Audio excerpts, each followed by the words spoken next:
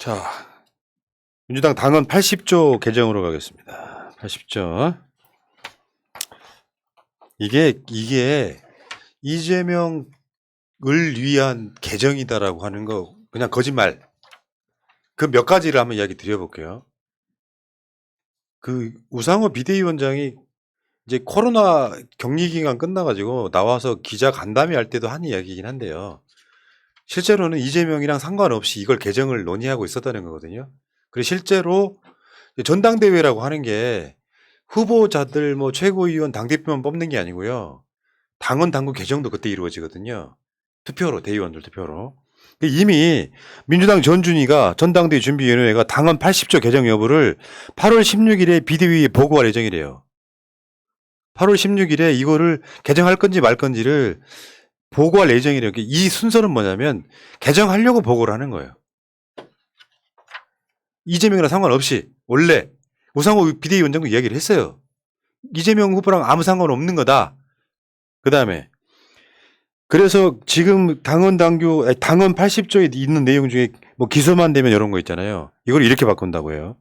정치 탄압 등의 부당한 이유로 징계할 시에 윤리심판원이 아니라 최고위가 결정하겠고. 지금 윤리심판원이 최강욱 의원 그 징계 내리는 바람에 지금 사실상 의원이 날아가게 생겼잖아요. 사실상 의원이 날아가는 거예요. 왜냐면 최강욱 의원은 지금 재판받는 것도 상당히 불리한 쪽으로 지금 법원이 판결 내려주고 있는 데다가 최강욱 의원도 이런 문제가 되면 공천 받기 힘들어져요. 그러니까 윤리심판원이 아니라 부당한 이유로 어떤 정치적 이유죠. 이유로 하게 되면 최고위원회가 결정하게끔 하는 쪽으로 방향을 바꾸고 있다고 그러더라고요. 그리고 하나 더가 기소와 동시에 이 부분을 1심 판결시로 변경하는 게 유력하다고 합니다. 그러니까 우리나라 정치 환경에서 법률이 차지하는 비율이 너무 커요. 쉽게 이야기해서 예를 들어서 범죄 혐의가 있는 사람은 투표도 못 해요. 범죄 혐의가 있는 사람은 피선거권도 없습니다. 범죄 유죄 판결을 받았던 사람은. 어떤 사람들은 범죄 혐의가 있다는 이유만으로 자기 직무를 버려야 되거나 각종 정치적인 위험들에 노출하는 거예요. 근데 전 세계 어디에도 이런 식으로 심하게 제한한 나라는 없어요. 제가 알고 있기로는 가장 심한 수준의 나라가 우리나라와 이스라엘 정도로 알고 있어요. 예를 들어서 범죄 혐의가 있는 사람이야. 야, 무슨 범죄자가 정치를 하냐라고 생각할 수도 있지만, 예를 들어서 생계형 범죄를 저지른 사람이 내가 이런 범죄를 저지르는데 우리 사회가 역할을 했다. 내가 사회를 바꿔보겠다 하고 정치를 할 수도 있는 거예요. 그리고 특히나 우리나라처럼 수직적 체계 그리고 수직적이고 강직된 사법 체계를 가진 나라에서는 정말로 어떤 혐의든 하나 잡아가지고 기소 혹은 수사를 한다는 이유만으로 정치인의 정치적 생명을 끊어버리는 거예요.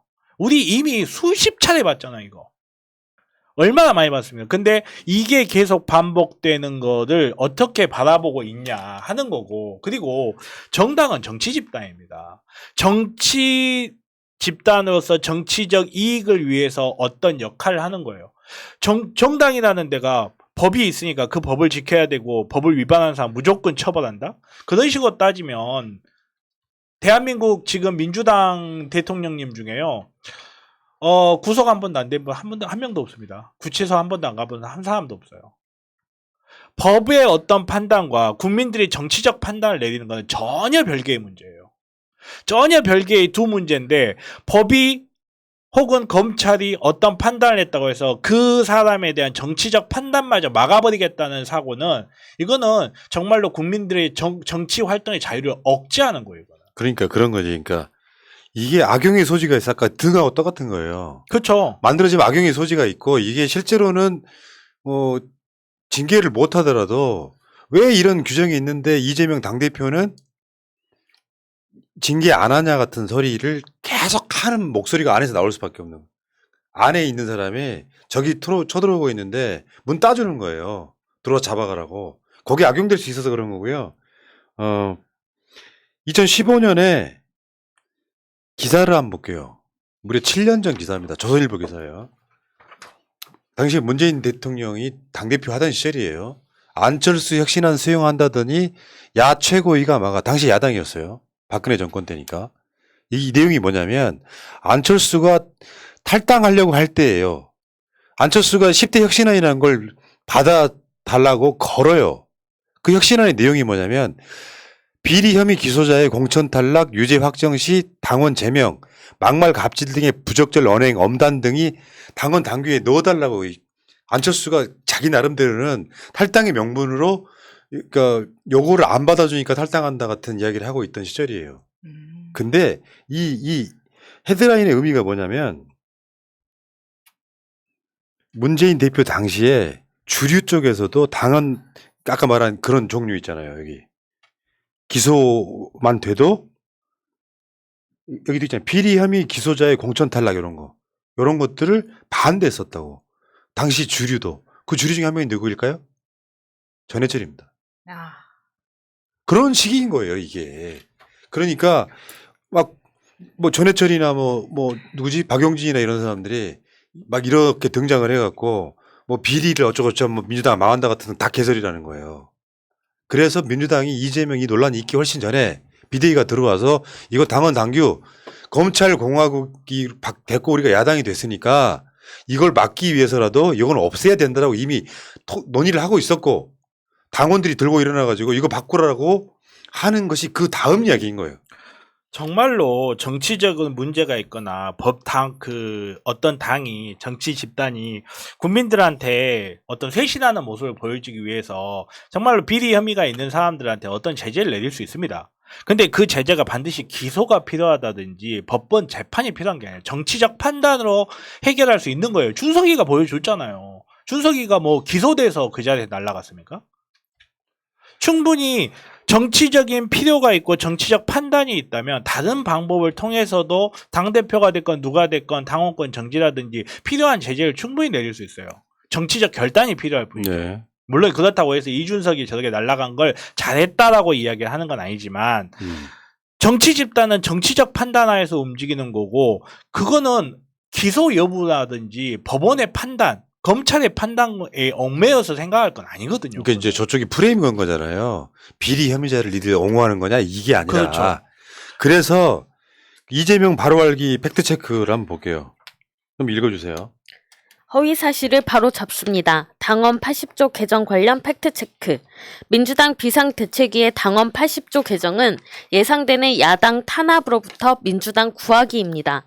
당헌 80조의 주요 내용은 사무총장의 뇌물과 불법 정치자금 수수 등 부정부패와 관련한 법 위반 혐의로 각급 당직자의 직무를 기소와 동시에 정지하는 것으로 검찰총장 출신 대통령이 들어서면서 민주당 정치인에 대한 대대적인 정치 보복성 수사가 예상되어 이미 비상대책위원회와 전당대회 준비위원회에서 개정 논의 중이던 사안입니다. 팩트체크. 이미 비상대책위원회와 전당대회 준비위원회에서 개정안에 대해서 논의를 하고 있는 사항. 고소 고발된 의원과 전 현직 장관을 비롯한 모든 민주당 당직자가 대상. 이 점이 중요한 거죠. 이재명만 어쩌고저쩌고 하는 게 아니라 선거 치르고 하면서 지금 기소된 사람 많아요. 우리가 그 이야기 했잖아요. 검찰에서 캐비넷에서 민주당 사람들 거 꺼내면 민주당 무력화된다. 악용될 소지가 다분하지 않습니까? 그래서 이거는 검찰 출신 대통령이 된 이 상황에서는 필수적으로 개정해야 된다고 이미 민주당 내에서 오래전부터 숙고하고 있던 사안인데 뭘 잘 알지도 못하는 박용진 전해철 다음에 유인태 이런 양반이 나와갖고 언론에서 뭐 말도 안 되는 소리 하고 있는 거야. 알고 있는 거죠. 알고 있는데 방금 푸나님 말씀하신 문 따줄 사람들이 이 사람들인 겁니다. 결론. 본인들이 반대를 하고 있다는 이야기는 내가 문 따줄 사람이더라고 커밍아웃 한 거예요 지금. 결론 읽어주세요. 결론. 당헌 80조 개정은 민주당 비상대책위원회가 예상되는 야당 탄압으로부터 모든 민주당 당직자를 보호하기 위한 민주당 구하기입니다. 선거 목적을 위해 민주당 비대위의 공적 활동을 마치 특정인을 위한 활동으로 폄하해서는 안 될 것입니다. 이 소문 퍼뜨린 놈이 범인이야. 간단히 말하면. 이재명과 상관없다. 그리고 이재명 사실 뭐 나온 거 있냐고요. 다시 한번 말씀드리지만. 사실 그게 중요하거든요. 제가 하고 싶었던 말인데 뭐 나온 게 없어도 고등법원에서 유죄 때려버리죠. 이재명 의원님이 이야기잖아요. 이재명 도지사님 때 고등법원에서 유죄 때려버리고 대법원에서 어렵게 나오잖아요. 사실은 저는 이것도 위험하다고 생각해요. 1심 법원 판결도 정말로 누구 그쵸. 어떤 나도 반대야. 한 줌도 안 되는 법 맞아. 세력들이 이런 식으로 검찰 해가지고 TV 토론회에서 말 한마디 잘못한 거 가지고 유죄 때려버리고 이런 맞아. 식으로 당대표의 직무 그것도 정치 활동을 하는 사람의 직무를 제한해버린다면요. 아무것도 못합니다. 진짜. 예. 자, 아울러서 이제 전당대회 얘기 잠깐만 가보면 지금 박용진은 안달이 났어요. 단일화 하자고. 근데 강훈식 입장에서 명분도 없잖아요. 없죠. 박용진하고 이게 또- 강훈식 합쳤더니 한 51% 나와. 그러면 해볼 만한 거야. 이게 무슨 다 합쳐봐 25%도 안 나오는 것들이 뭐갖고 뭘 하겠냐고. 아이고 강훈식 입장에서는 단일화 해버리면요. 당대표급이었는데 누구더라가 돼버려요. 지워지죠. 맞아요. 네. 그냥. 사실 강훈식 저 누군지 아직도 잘 모르거든요. 그래. 강원식 그리고요. 아니 강원식은 단일화 하려면은 이재명과 단일화 하십시오.